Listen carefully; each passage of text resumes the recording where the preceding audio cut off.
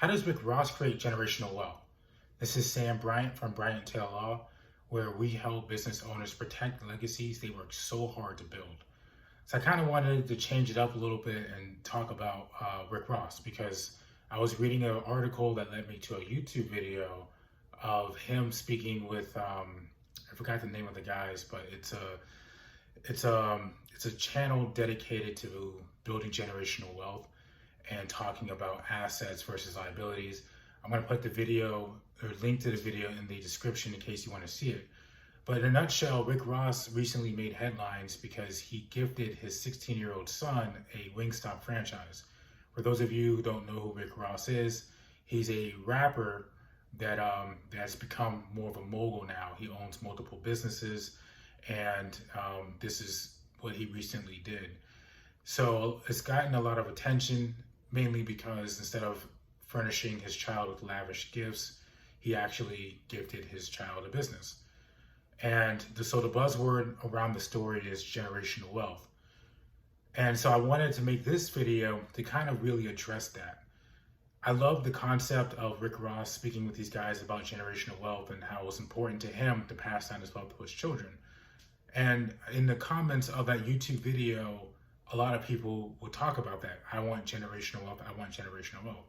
But what really hasn't been discussed is exactly how does this work? And so that's what I want to get into today. So the whole idea behind Rick Ross's gift is that he gifted his son a Wingstop franchise, one of probably 40 that Rick Ross actually owns.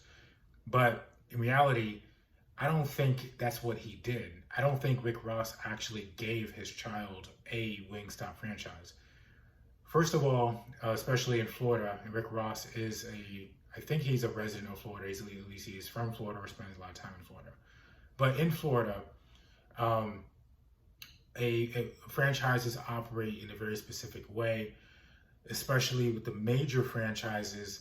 They have a lot of requirements. And one of those requirements is a liquidity requirement. So I doubt that Rick Ross's son qualified to actually run a franchise that was approved by Wingstop. So what I think Rick Ross really did was, I think Rick Ross created a holding company that owns all of the Wingstop franchises that he has.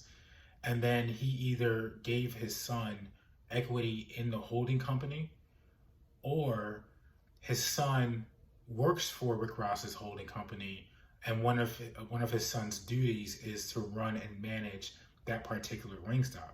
So the Wingstop that Rick Ross gave his son, the employees of that Wingstop probably answer to Rick Ross's son now, and maybe Rick Ross's son gets some profits or some maybe like a profit sharing scenario or a bonus based off of the performance of that particular Wingstop. But I highly doubt that Rick Ross actually gave the Wingstop to his child. And what Rick Ross probably also did is he probably modified his estate plan to make sure that his son actually gets the benefit of that franchise if and when Rick Ross passes away. So what Rick Ross also would have to have done is also notify the franchisors, which is Wingstop's, the corporate headquarters, that he wanted to have his son as a successor franchise owner in case Rick Ross passes away while he's currently under contract with Wingstop. So in a nutshell, I do believe Rick Ross probably set up, he's got lawyers, a team that's setting the things up for him the correct way and the right way. But the public doesn't really know exactly how he did it. All the public knows is that his 16-year-old son has a Wingstop, and there's no discussion as to exactly how that's working. So I hope this sheds light on that, and you understand that in order to really create generational wealth, there's the idea of passing down wealth to your kids or to your family, but there's a specific way of going about it.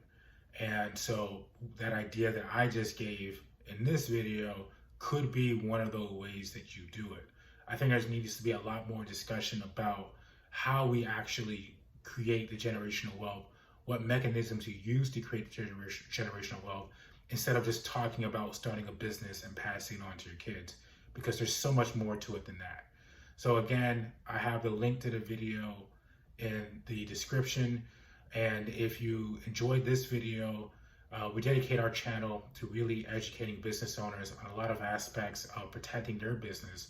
So feel free to explore the rest of the videos and start a conversation about this. Start a conversation about generational wealth and what that really means, but most importantly, how to actually do it. Hope you enjoyed the video and have a good one.